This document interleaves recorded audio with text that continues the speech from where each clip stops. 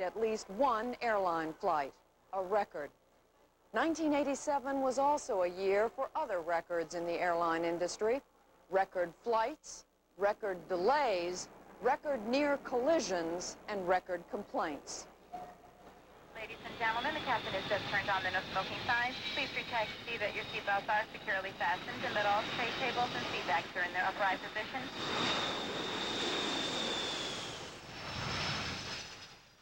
It was a year of turmoil in the troubled national aviation system.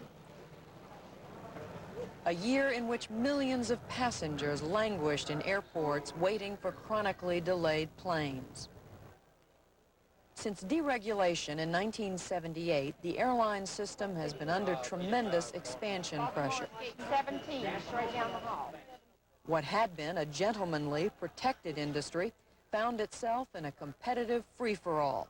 Ticket prices plummeted. Ladies and gentlemen, this is Flight 88 to Bermuda. Delays were so bad last summer that the government began requiring the airlines to tell the public how often their planes didn't leave on time. Good morning, ladies and gentlemen. Our flight attendants are here. Denver's Stapleton Airport. Continental Flight 410 to Wichita is late. These passengers have been waiting 2 hours.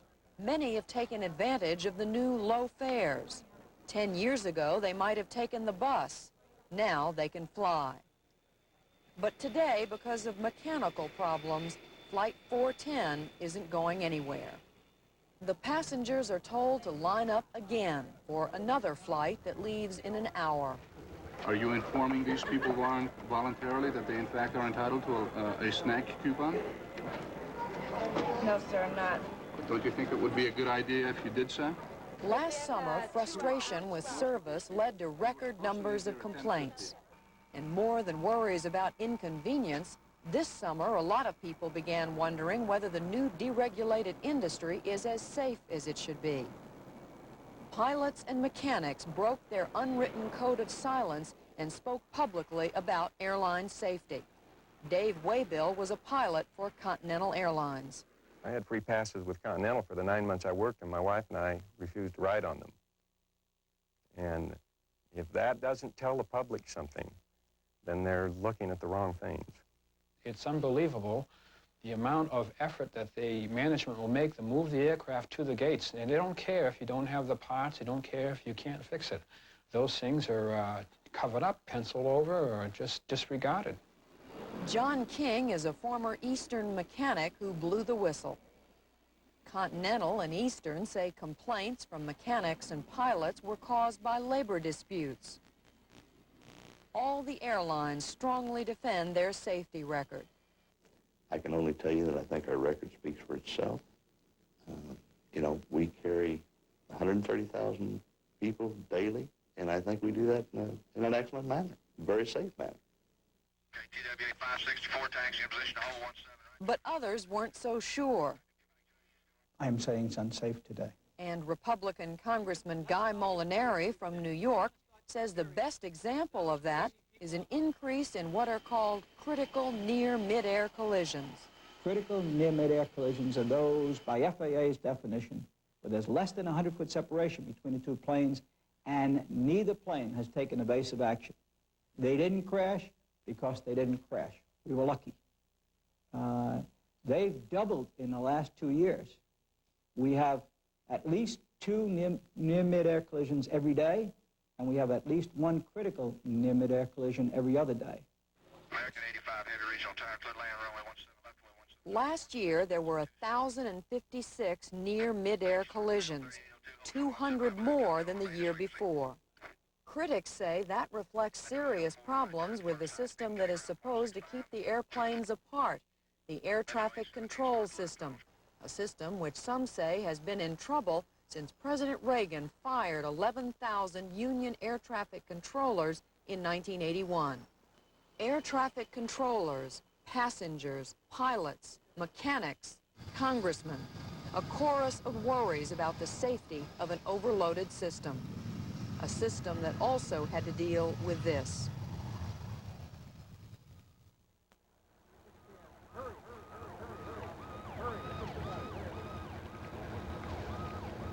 Denver, Colorado, November 15, 1987.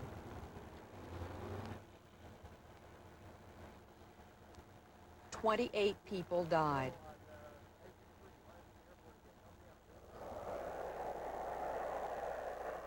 By daylight, the grim facts. A Continental Airlines DC-9 tried to take off in a snowstorm. It rolled on its side, hit the ground, and broke in half. U.S. Airlines had their highest number of accidents in 13 years in 1987.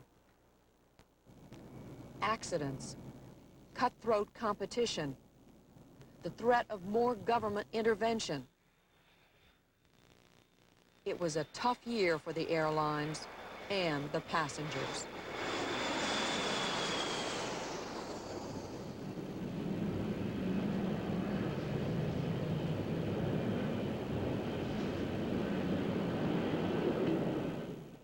The fears and frustrations bred by the turbulence in the airline industry may have given birth to new determination to fix the problem.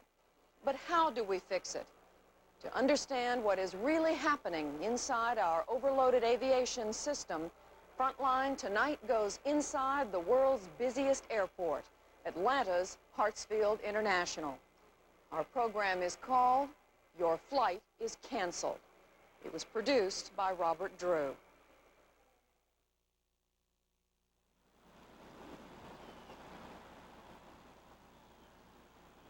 An empty sky.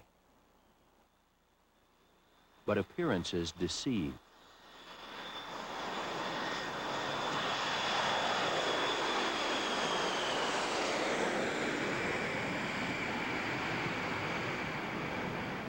This airplane is not alone.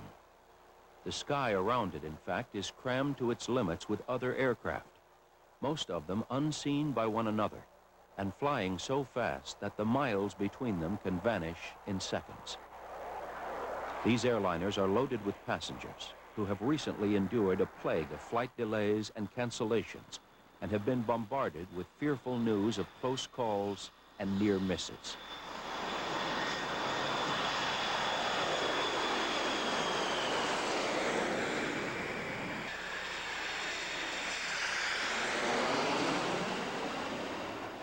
These are not near misses, but aircraft side by side on approach to the busiest airport in the world.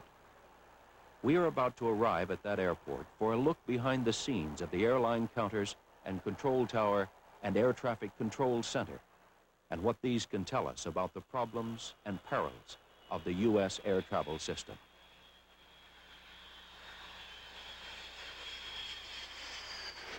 This is Hartsfield Airport, Atlanta, Georgia. In 1987, it surpassed Chicago's O'Hare as the busiest airport in the world. It is the headquarters of Delta Airlines and a major hub for both Delta and Eastern.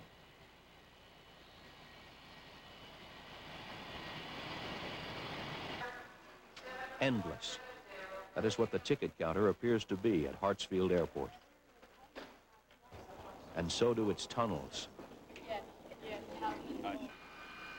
The runways, 4 of them, give the airport its enormous capacity, but also set its limits.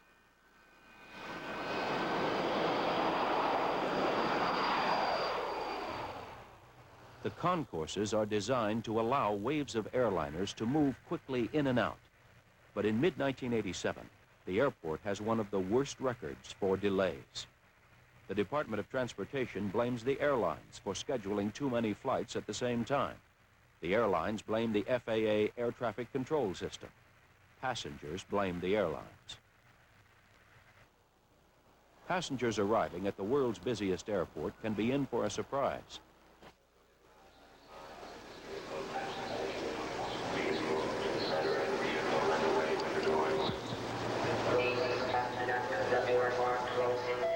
The world's busiest airport often looks like anything but. Hartsfield appears nearly empty now because it is a hub airport for airline hub and spoke operations. The airlines have just sent waves of aircraft off to spoke airports across the country. Later, aircraft will return to Atlanta, again in waves, to exchange passengers for hundreds of destinations. But for the moment, those aircraft are elsewhere. This is a radar view of the thousands of square miles of airspace controlled by Atlanta Center. These are the airplanes flying across that airspace, and fleets of them are headed for Atlanta Airport. The Atlanta Air Traffic Control Center. 400 controllers work round-the-clock shifts to try to prevent collisions between hundreds of aircraft they see as dots on radar screens. Eastern 102 additional traffic's passing 12 to 1 o'clock and 7 miles southbound at 310. Eastern 264, the KC-10's off your right side now, making a left turn, coming back to the west, sir, higher when I got 5 miles off. Delta 452, verify your indicated speed. All right, sir, reduce speed to 310. Aircraft under control are marked by data blocks listing their altitudes. Those without blocks are aircraft not in touch with center, altitudes unknown. Preventing collisions between these two kinds of flights is tricky business for controller Susan Thompson and for the pilots she directs. They're all scared. I'm sure that, and I don't blame them. I would be too. It scares me to sit there and watch two targets, a VFR, that I'm not talking to, and an IFR that I am. Even though I've called the traffic and he's looking for them, when those targets merge on the scope, my heart stops a little bit until I see them separate, and I keep asking him, you don't see him? Do you see him? And, sometimes they'll say, no, I never did see him. Controller Mike Dehan is directing a stream of aircraft from the northeast, upper right, toward Hartsfield Airport at lower left. The controller may hold thousands of lives in his hands, but most controllers believe it is better that they do not visualize the passengers or even the plane behind the dot on the radar.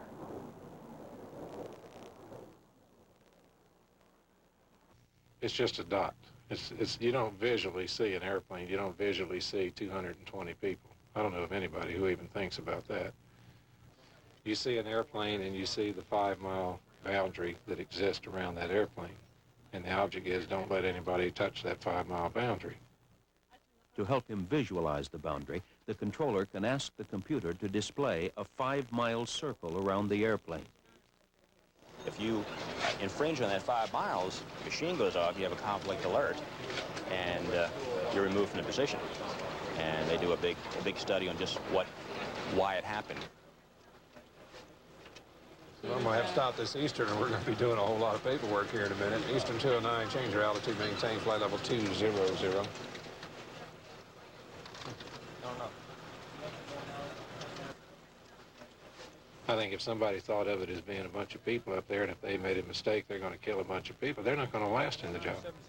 They're out the door. There is the pressure of knowing that there's a lot of people out there.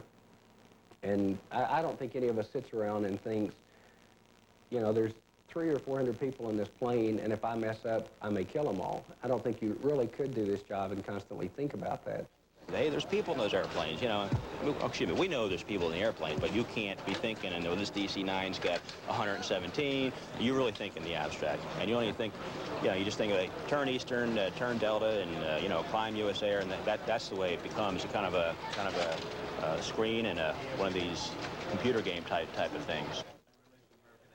It's a video game display with a voice attached to it that's coming across in your radio. And you don't think about all the people.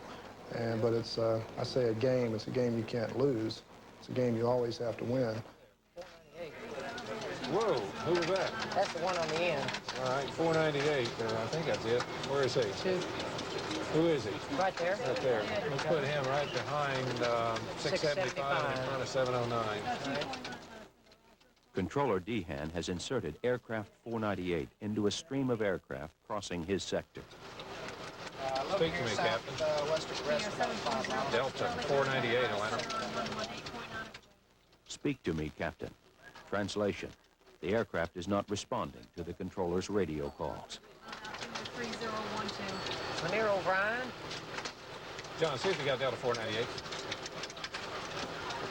Okay, When a controller cannot talk to an airplane, he is not in control.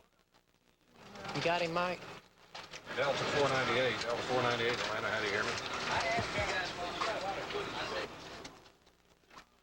498 is moving in the direction of a 5-mile boundary.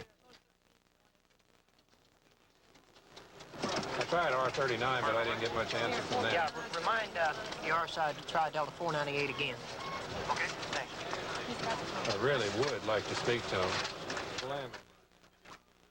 I really would like to speak to him.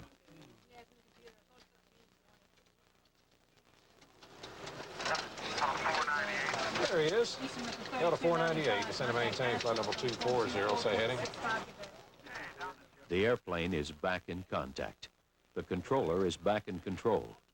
He turns the aircraft, and the line of dots flows toward Atlanta.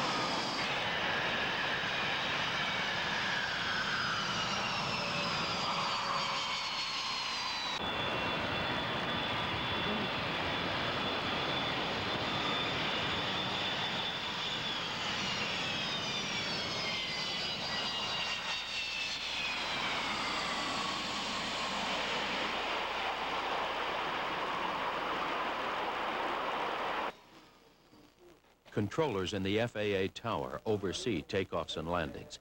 They try to minimize dangers of collisions, but maximize the rate at which aircraft arrive and depart, a task managed by FAA's Harry McIntyre. It's without a doubt, in my view, the most efficient airport in the world. While our capacity is very high, our demand is high, and many times higher than the capacity, and that's why we run into delays. We also lead the nation in, or nearly lead the nation in delays. McIntyre and the FAA may be blamed for air traffic delays even when they are caused by weather or overscheduling of aircraft into Atlanta. Harry McIntyre's performance is judged by the number of landings and takeoffs he can safely manage per hour. We typically land 85 airplanes an hour during good weather. Well, if we have 100 airplanes scheduled for that hour, 15 are going to get delayed. Now, is that an air traffic delay? I say no. That is a demand exceeding capacity delay. I mean, really, specifically, that's what it is. And in practical terms, it's a scheduling delay. It's a built-in delay. When people know what the capacity is and purposely schedule flights beyond what it can handle. They're saying, in my mind, I'm willing to accept the delay for the benefits I'll get for scheduling having that kind of a flight time. The airlines are being accused by the Department of Transportation of scheduling too many flights at the same time. This is Delta headquarters at Hartsfield.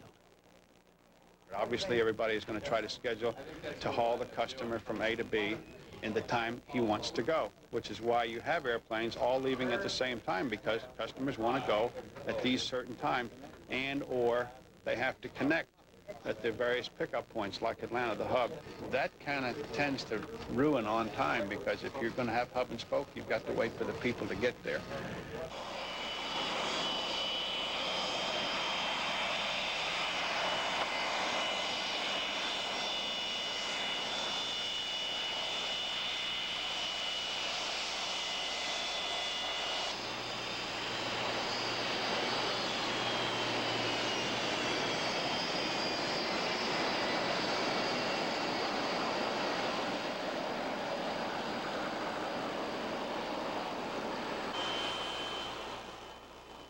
In mid-1987, Hartsfield ranked near the bottom of a list of 27 major airports for flight delays. The airlines were being faulted for delays and cancellations. This is Eastern Airlines ramp. the Eastern Tower. Agent Steve Peel. His job is to help make hard decisions about canceling flights. Oh, my God almighty. 14 and 190, huh?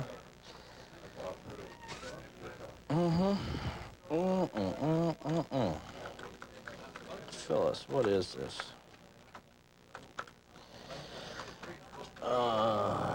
Boy.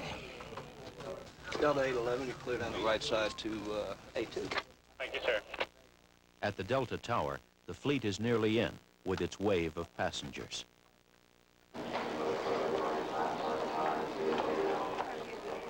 The waves of passengers washing through the corridors make Hartsfield the busiest terminal of a U.S. air travel system that, for all its problems, remains the most efficient in the world. Last year, U.S. Airlines carried the equivalent of the entire population of the country from coast to coast, round trip, at the lowest cost per mile in history. 70% of these passengers are looking to find a flight to another destination. Mobile is flight information. A16. Yes, sir. Flight information? Gates are arranged so that many find their next flight just across the hall.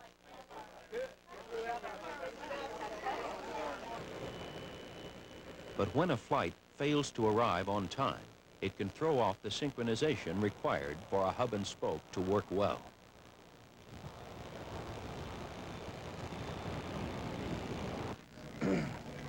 Baker South, Ben Taylor, 600. Ben, we got a passenger complaint at the B counter. Could you answer it?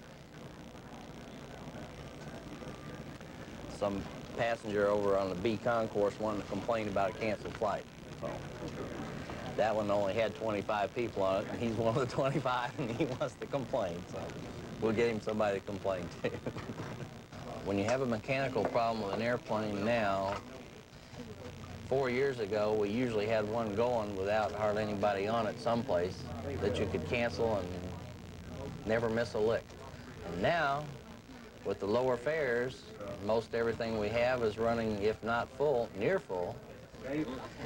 So, in that respect, it makes it harder to find an airplane to cancel that's going to cause you not much damage. Delayed until 8:08. Hey, Joe. Joe. Only one of us can get on that flight. They got you booked on it, and me not. I'll take the Delta later one. You go ahead and take that other one. Out to Vegas? Okay. Piedmont got you in late. Well, no, Delta. I came in on Delta. Okay, now you're going to Greenville? Greenville, Spartanburg. Okay. The last 2 flights have been canceled to Greenville because of weather problems, weather-related problems. I'm giving you an option. Young man, our arrangements were to go into Ontario. Right. And I want to go into Ontario. Okay, I have a mother who's dying, and I want to go into Ontario. I'm going to get you into Ontario, connecting in L.A. or connecting in Dallas into Ontario, which is where you were supposed to go. And Delta is going to call my family and tell them not to come and get me. And Delta is going to make, if my mother should die in the time difference, you're all going to take the responsibility? I'm sorry, my brother's funeral is at 2 o'clock.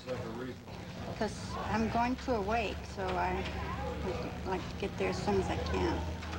Okay. And I have a dog and a cat on that plane. Okay. Quite disturbed.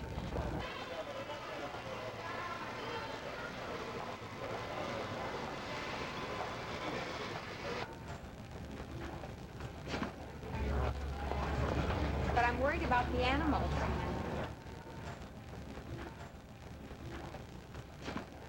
Usually it's my option where we cancel a flight. And we call Miami and they'll say, well, we don't have a spare airplane just sitting around like most airlines don't. We need to cancel something. What would you like to cancel? Then I get in my little gate sheet here and I say, oh boy, here's one.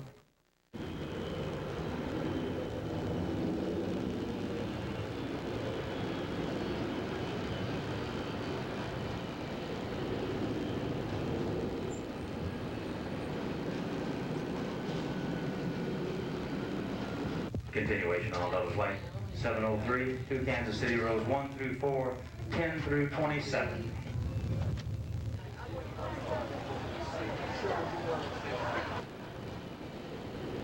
Ram 125 to push from Alpha 17 with a south 2. 125 tail north, clear to push. All right, Delta 705, you traffic southbound 757. After him, you go tail south. After the 75 passes tail south, 705. Delta 616, clear to push tail south. Delta 616. 125, Ram. Yeah, Ram 125. We stopped for a second. One of the passengers said he saw the baggage folks drive off with his bag. He sure it was his, so we're trying to track that bag down real quick. Okay. A passenger thought he saw one of the bag tug drivers driving away with his bag in the bag car.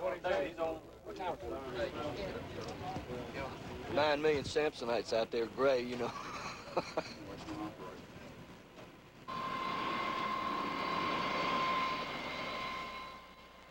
The airlines are pursuing schedules, dollars, and passengers in a fierce competition set off when Congress deregulated the business in 1978. The public has responded to deregulation. The airlines have added additional flights, and that means that things are getting more crowded. The air traffic control system, though, has not grown. So the air traffic control system was causing delays. The FAA denied the airlines' charges, and the Department of Transportation pressed the airlines to reduce their schedules in peak periods. Delta and Eastern agreed to negotiate new schedules. The airlines, in turn, urged the FAA to modernize, and particularly to rebuild its workforce of controllers to the levels of 1981. That is when the ranks of controllers were cut down, fired after a strike was called by their union, PATCO. It really all goes back to the PATCO strike. The system was this big prior to the PATCO strike, and after the strike, the air traffic control system shrunk down to this big. We feel like they've had the capability to get it back out to here again, but they've only come part way. The air traffic control system, simply by the fact that it was not able to meet the demands of all those additional flights, it was imposing delays. It could be a beautiful day in Atlanta, and you would be parked at the gate waiting to get clearance to take off, simply because the air traffic control system has not stayed modern. It's still using 20-year-old computers.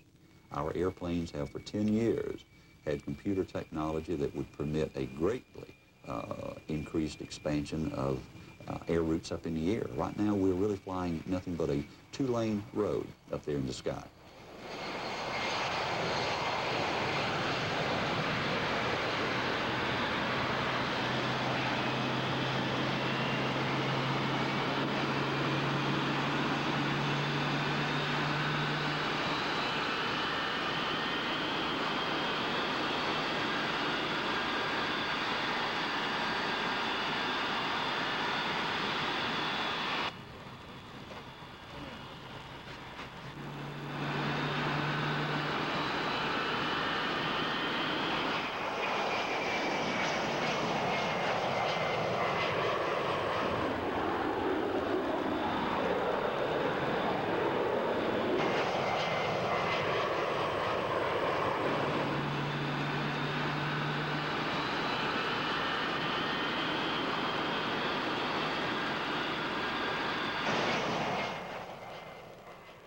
As the departing wave of airliners disappears into the overcast, it emerges on radar in a succession of radar control systems.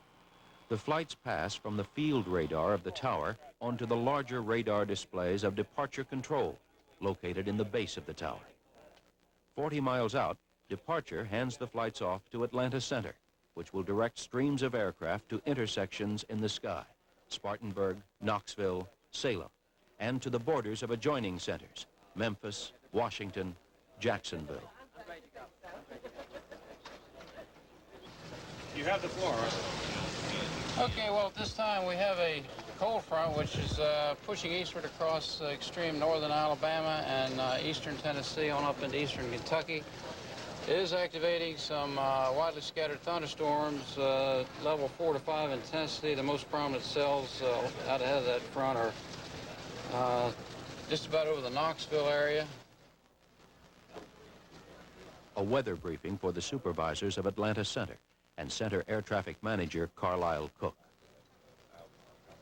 Now, we do have less controllers than we had before the strike, and we do have more traffic, and you know that's something that we see aired constantly in the media.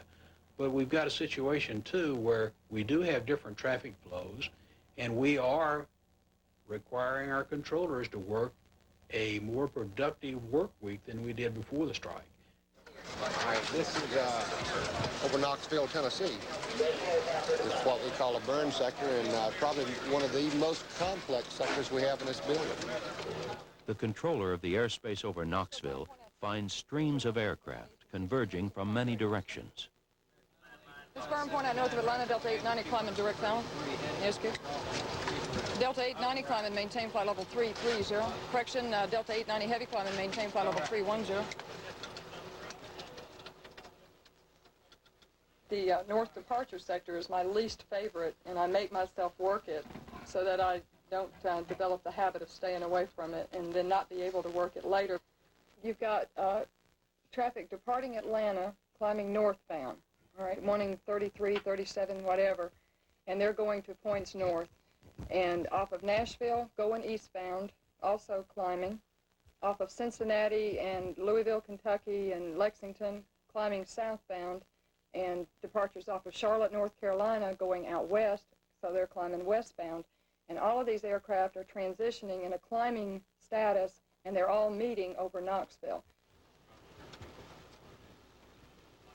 You just take the ones off of Cincinnati and try to turn them behind the ones that are climbing eastbound, and you have to swap them out with the Atlanta ones because there really isn't any way to turn the Atlanta ones. And then the Charlotte ones, you kind of try to turn behind the Atlanta departures and then in front of the Cincinnati departures. It turns into just a mess quickly.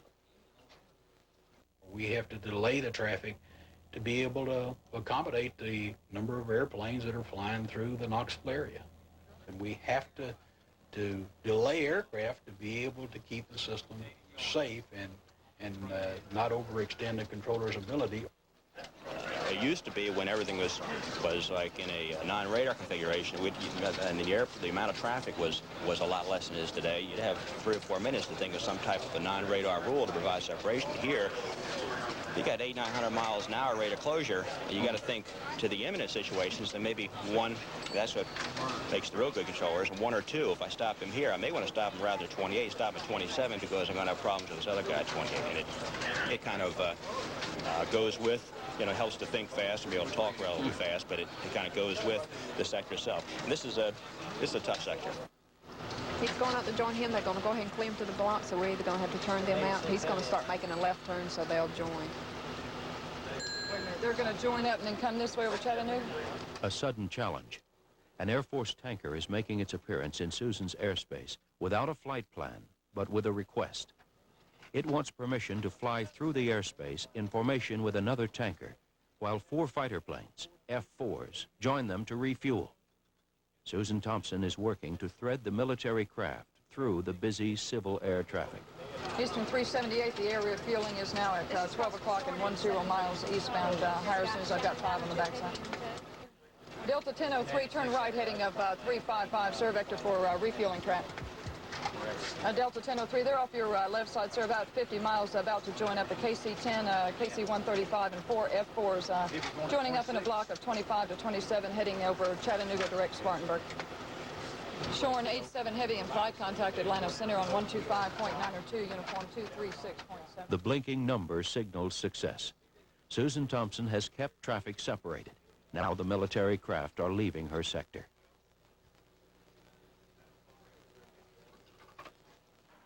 If you get more than 6 hours on the boards and you've got pretty steady, heavy traffic, you're taxed, to say the least.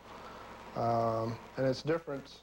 There's a big difference between working light traffic for 2.5 hours or 3 hours on a sector and then sitting down working a sector that's full of weather and you've got airplanes stacked to the sky in a holding pattern and you're having to just stare a hole in the scope with concentration.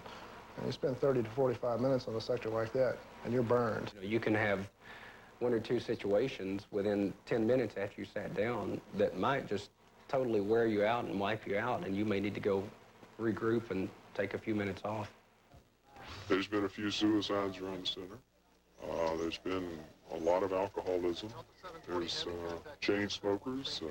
There's been several heart attacks and a lot of ulcers. There's a lot of ulcers in the job. I don't sit and brood about it for days like I used to. You know, I mean, I would just hold it inside of me for up to a week, you know, just wondering what I should have done, what I could have done, you know, and I was just making myself sick, really. Before the strike, a controller was working a 4-hour day out of 8. Now we're working somewhere around 6 hours out of 8. And I don't think that's a ridiculous thing for us to ask of our workforce, to spend a 6-hour productive day out of 8 working aircraft. For controllers, the sky is full of wild cards. Unpredictable weather, unpredictable traffic, unpredictable equipment. Over Knoxville, for instance, the FAA's navigational equipment, there to help pilots find precise directions, can often lead them temporarily off course. This nav at the Knoxville vortex is notoriously lousy, and airplanes going from Atlanta to Knoxville always get 15 or 20 degrees off to the right unless we correct them. It has to be the FAA equipment at Knoxville, because every airplane does it. Controllers make all decisions based on where radar shows their aircraft to be, but where the target appears is not always where the plane really is. Right now, the computer is telling me where that airplane is based on the radar site that might be at Aiken, South Carolina, or Lynchburg, or Dobbins. And one minute it might get us information from Dobbins, and the next minute it might get it from Aiken, and the next minute from Lynchburg, so the target jumps around. And, that's one of the reasons we have to use 5-mile separation, because we don't really know that accurately where the airplane is. Hey, Rick.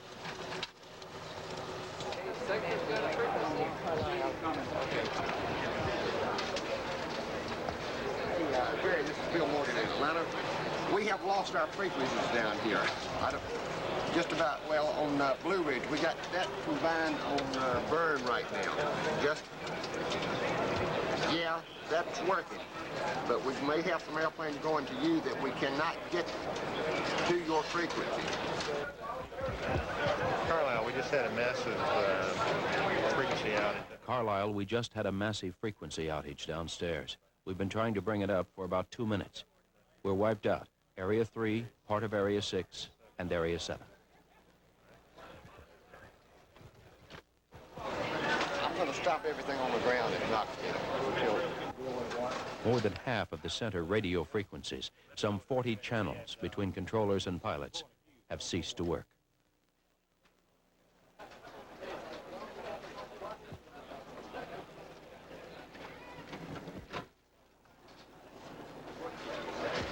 This is the first time I've ever seen this happen, and I've been in the business for a long time. So this is a very unusual occurrence. It's one of the worst things that can happen to us is to lose our radio frequencies. We'd rather lose our radar than lose our radios, because we can revert to other kinds of separation when we lose our radar. But when we lose our radio and we can't talk to the airplanes, then it's very difficult to exercise any control over them. Because you realize all these airplanes are coming towards just one fix here. They're all heading in the same direction, and they're all going to meet right here. We have a primary, a secondary, and a backup system, and they all three went out in this particular case. And then one of the systems came up pretty quick after that. And of course, we have other ways that we can go back and talk to the airplanes through getting other facilities to talk to them for us. The problem, a short in a telephone cable and blown fuses. It was 17 minutes before controllers got back all 40 radio channels. When we lost our radio frequencies, we stopped all departures and all airplanes coming from Memphis Center's area into ours. So now they've lost their computers, so they've turned around and did sort of the same thing to us. We're now holding all departures off of Atlanta, going into Memphis Center's airspace. Attention all aircraft, this frequency, Kansas City convective, SIGMET 3 Eastern. A line of thunderstorms 40 miles wide, moving from 250 at 25. Hello, where's he going? I bet he's coming around this weather. Weather, you don't control the airplanes, you referee. You get them vertically separated. The pilot is going to go exactly where he wants to go. He is not going to put his airplane into a thunderstorm. No matter what you say, he's not going into a thunderstorm.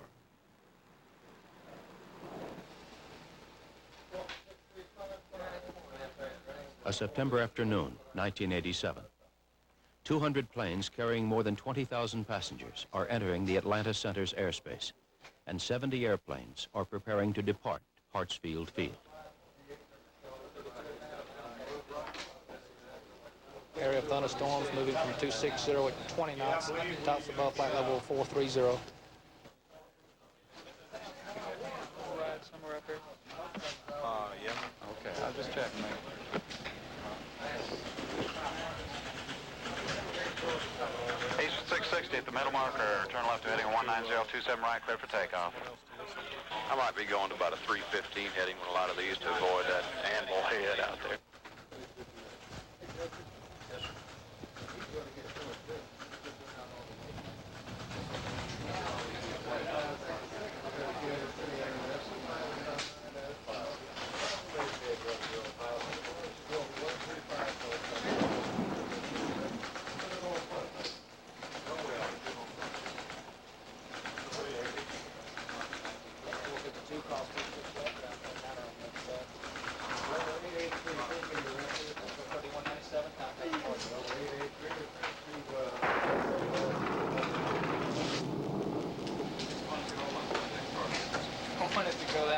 It's going to get us.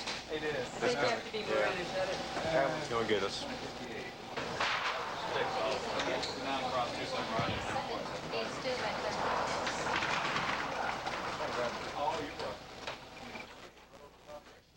You see that large cell now it's changed its whole direction. It's moving due east. It's just a real guessing game to try to figure out what they're going to do. If they fly west, he said they're having to go about 100 miles before they can turn north. And if they go east, they're having to go south of Atlanta and then east and then north. So the best thing to do is hold them for a while. Eastern 682, ground. All right, Eastern 682. All right, you're number 1 at 4 north? Sir. All right, there's traffic inbound for ramp 4 at this time, and I'll try and get you out onto the taxiway, and everybody that's holding out there is going to be in front of you. Oh, 254 is number 1 at 2 north. 254, roger. You hold. Any further guess on the release for north departures?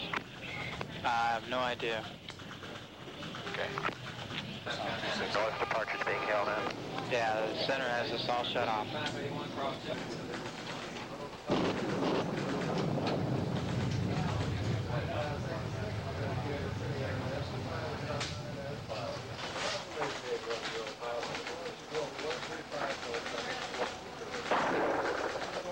These guys could be indefinitely delayed because that weather area out there to the west could conceivably stay there for an hour or two. So, you know, these guys sitting here, they're going to miss their connections. Just curious, we've got about another 45 minutes of fuel before we're going to have to taxi back. Does that look feasible for us to get out in that time? That looks very doubtful to me. Okay, thank you. We're looking at, what, an hour delay for the guys in the tail end? Well, I tell you, we're just trying to do what we can up here. If you saw what it's kind of chaotic up here also. It seems like heck to wait for an hour and a half out here and then have to go back for fuel. Yeah, I've waited out there in one of your planes before. I know the feeling.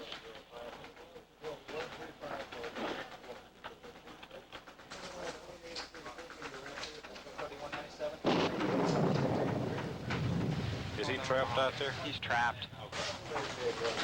We got 14, 15, we got 17 North airplanes out there right now that have been delayed for I don't know how long. Eastern 137, Atlanta. The wind is 330 at 15, peak gust 26, clear to land runway 26 right. The wind shear sensor for your runway is out of service. Not the best time for wind shear equipment to be out. Thunderstorms are the prime generators of wind shear, a phenomenon blamed for a number of crashes by airliners taking off or landing in the vicinity of storms. We're shut down. For all practical purposes, we're shut down for a while.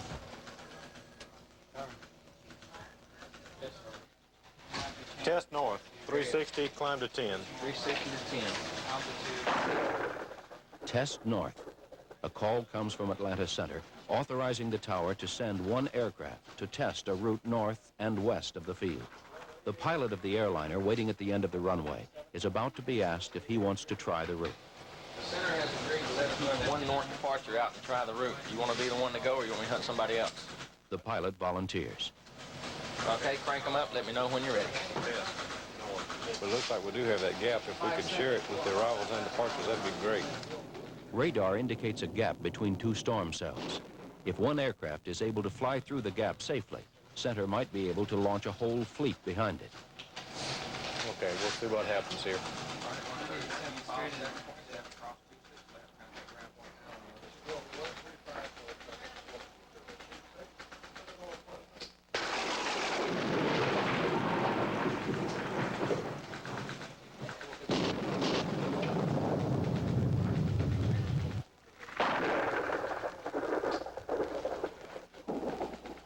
A way was found through the storms, but the effects of the storm were costly. 134 flights were delayed on the ground at Hartsfield. 35 flights were obliged to fly holding patterns in the night sky. 24 were held at other airports, and delays reverberated through most of the U.S. air traffic system.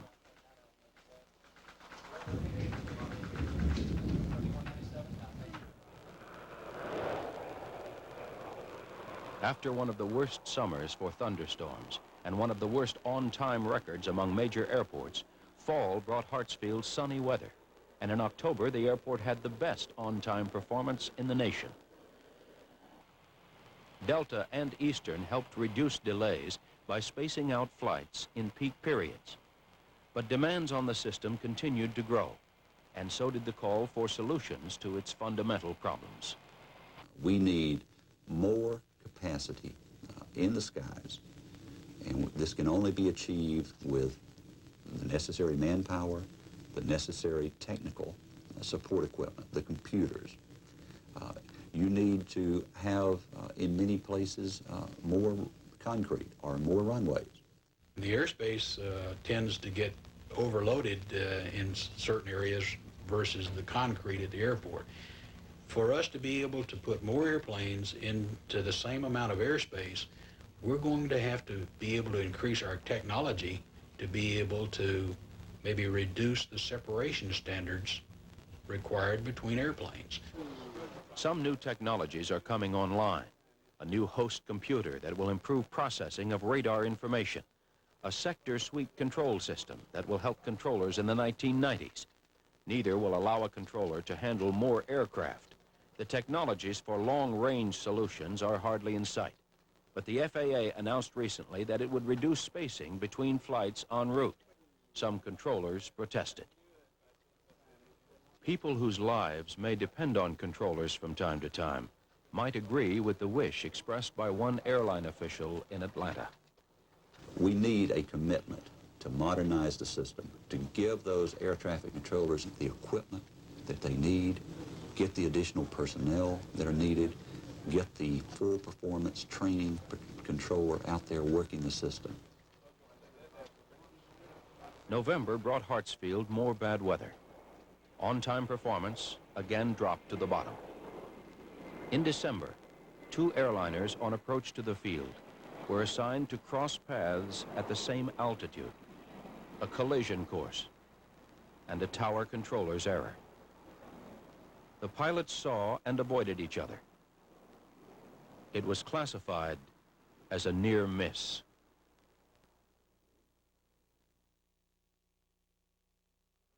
Many at Hartsfield argue that the near collisions and the delays are symptoms of larger problems, problems of manpower, equipment, and government control. And how do we solve these larger problems? The airlines say take a hard look at the government. They say the Federal Aviation Administration has simply failed to keep its part of the deregulation bargain. A promise was made to the airline industry and the American public in 1981 when the PATCO strike went out, and that promise has not been kept. That was a promise by the government that if the airlines supported the government and PATCO strike, the air traffic control system would be rebuilt, and it would be rebuilt quickly. It has not been rebuilt. The airlines contend that 10 years after deregulation, the FAA still doesn't have a handle on the problem. There are, I think, substantial indications we're slow in responding because we are the government. And there are a just unbelievable number of laws, regulations that inhibit quick movement and quick change. For example, James Burnley is the new Secretary of Transportation. His agency has been under fire from the airlines and Congress. That's because the administration is sitting on billions of dollars collected from a ticket tax called the Aviation Trust Fund. That fund is supposed to pay for more controllers, more sophisticated computers, and more runway space. But the FAA isn't spending all the money. And many say that's so the Reagan administration can make the deficit look just slightly better. We're charging the American people a ticket tax, and the American people expect it to be spent, not used to balance the deficit, and that's a serious problem. Many argue that dramatic changes must take place at the FAA. They say if the Department of Transportation is too cumbersome, then the FAA should become an independent, more efficient agency. And some, including many in the Reagan administration, believe the best solution is what is known as privatization. The air traffic control system would no longer be in the hands of a government bureaucracy. now one of these approaches would be to place air traffic operations in a separate, nonprofit, user-owned corporation. It would take over all air traffic control facilities and equipment. But most airline officials and even congressional conservatives won't go that far. I'm very concerned that this administration, which places a high emphasis on privatization, as a conservative Republican, I think in generally we can, on the private side, do better than government can. But there are areas where I would tread very lightly, and this is one that concerns me very deeply. I think we ought to maintain the existing system, but beef it up where it needs to be. And if that doesn't work, Congressman Molinari says he is even beginning to favor re-regulation. I am indeed. What kind? I think we might have to go all the way back to complete re-regulation. However, I wouldn't advocate that as a first step. But airline officials argue re-regulation will only hurt the consumer. In 1978, 25% of the American public had flown. Today, 72% of the American public has flown. That is an incredible happening. Air transportation has gone from an elitist form of air transportation to something where the average individual can afford to fly. And that is a tremendous development for America. All the participants in this issue agree about one thing. In order for more and more Americans to fly, new airports must be built. We've got an awful lot of aluminum in the air and not enough space for it to land on. But while there's agreement inside the aviation industry, there is potential trouble from the rest of the country. Largely because of community opposition, only one major new airport is under serious discussion anywhere in the country. So how will the problem be solved? I think that greed conquers all often, and there's a lot of federal money that could be freed up to allow localities to plan and build airports. Over the next 10 or 15 years, the country clearly needs to build more large airports, and if that does not happen in most of the major regions of the country, then I think it's very, very likely that will become the major constraint on the ability of the aviation system to function efficiently. In the end, more runways and more airports in cities across the country may be the ultimate price we will be asked to pay for low ticket prices. The airline boom that has allowed more Americans to travel farther from home than ever before may soon come back to land in our own backyard. I'm Judy Woodruff. Good night.